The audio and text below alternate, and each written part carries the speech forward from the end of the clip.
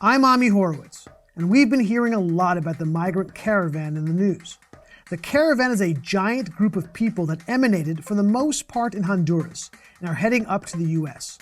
A lot has been said about this caravan, so I decided to go down, check it out for myself, and figure out what is the reality versus the fiction.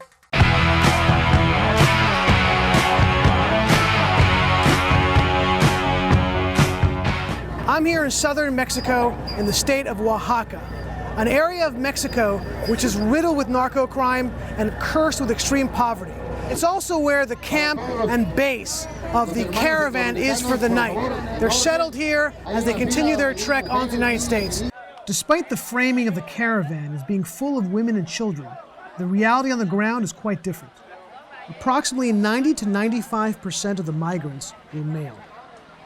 The major narrative being pushed by the press has been that the migrants are leaving Honduras because they're escaping extreme violence and that their lives are under constant threat, setting up the strategy that they would be able to enter the U.S. by asking for asylum. So I started by asking them a simple question. Why are you coming to America? ¿Por qué quieres irte a Estados Unidos? Bueno, voy buscando una mejor vida económica. Venir a trabajar allí a Estados Unidos. A ver si podemos trabajar allá porque en Honduras no hay trabajo. Pues buscando una vida mejor porque en Honduras no hay trabajo. Por trabajos. Y vengo a trabajar porque quiero ir a terminar mis estudios allá. Terminar estudios en mi caso. Come on, don't you just want to meet Caitlyn Jenner? Ah, ya más o menos. There's a massive logistical effort underway, akin to moving an army, and is clearly costing someone millions of dollars for the transportation, food, water, medicine, and services that are being provided for the members of the caravan. It's a supply chain that is being delivered by an army of trucks, which are all necessary to keep this enormous group moving forward. This is a truck actually carrying generic Gatorade. It's got electrolytes. The Mexican government also seems to be sending police to escort the dozens of buses and trucks that are ferrying the migrants and supplies along the route to the next destination. Ever present among the thousands of migrants are workers of Pueblo Sin Fronteras, clad in black t-shirts and colored vests. Pueblo Sin Fronteras means people without borders. They're the ones that seem to be most involved in organizing and mobilizing this caravan. The organization, as the name implies, is looking to create a world without borders, which seems to be one of the reasons why they organized this caravan in the first place, to flout American sovereignty. Many of the Frontera workers have a very interesting perspective on the United States, particularly since they're trying to move all of these migrants into our country. Estados Unidos para mí no es nada, ya pues, porque Estados Unidos ya hay mucho racismo para nosotros de Honduras. This is one of the organizers on the ground with Pueblo Sin Fronteras, and she explains how they help the migrants game the U.S. immigration system. We're working on collaborating with a lot of organizations to do large-scale legal orientation so that we can understand their options for refugee and humanitarian protection here in Mexico, as well as their rights to request asylum in the States, and provide mass presentations about Know Your Rights. They call them Know Your Rights presentations, like to bring people together and make sure they understand that they can organize and they can fight for their rights. Are you helping them on how to speak to reporters? And training folks on how to deal with press. So like I was telling Fox News here, I was like asking really scary questions.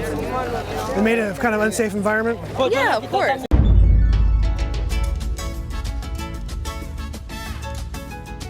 How many of you are there? How many from the organization? From hundreds. The United Nations has been very active with the caravan from the moment it crossed the border. Several of its agencies are on the ground with them and have expended a great deal of time and money on helping the caravan move along. I made a call to Maria Ruby from the Office of the UN High Commission for Refugees. Maria, now you guys have been on the ground with the refugees from the moment they crossed the border, correct? Yes, that's right. That's right. It's a number of organizations, right? Not just the High Commission for Refugees, but also UNICEF and some other UN organizations that are helping them, correct? Yeah, that's right. I mean, I can tell you that, for example, in Tapachula, in Chiapas, we were the only one that is still there. Now here in Mexico City, you see more organizations. But yeah, that's right. I mean, we've been there from the very beginning. I mean, after Trump's consistent attacks on the UN, this is kind of a great way to stick it back in the eye of Trump, huh? Yeah. Continuing my trip with the migrants, I decided to hop on the back of one of these trucks and hitch a ride with them. So now we're heading to the next location where there'll be food, water, and shelter for everybody. This is one of the many, many trucks and buses that are part of this caravan that are ferrying these guys from one location to another on the way to the United States.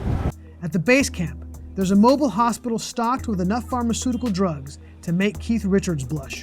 There's also plenty of doctors and nurses attending to all of the migrants' needs. America also has very generous benefits for people who live in America.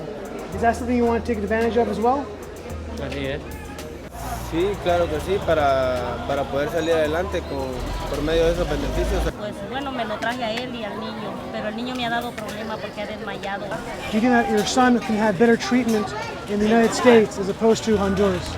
Pues esa es la confianza que tenemos en Dios. While it does seem as the majority of these migrants are friendly and simply trying to make a better life for themselves and their families, there's an undeniable element of the migrants who are violent and dangerous. And many of the migrants know this, and some have experienced it. Gente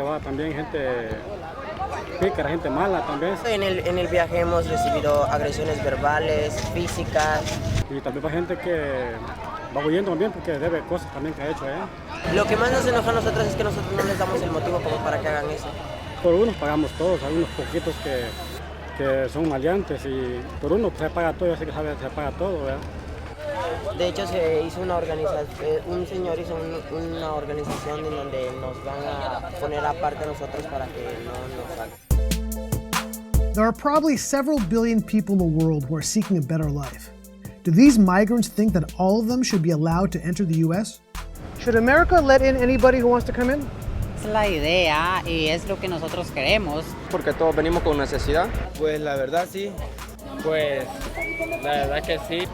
Pues claro que sí, porque va mucha gente necesitada y va huyendo por el motivo de nuestro país. It seems to me that there are leftist organizations that are using these migrants as a tool to push a certain political agenda, which includes the weakening of American sovereignty and our border security. And unfortunately, these migrants are going to be caught in the crossfire.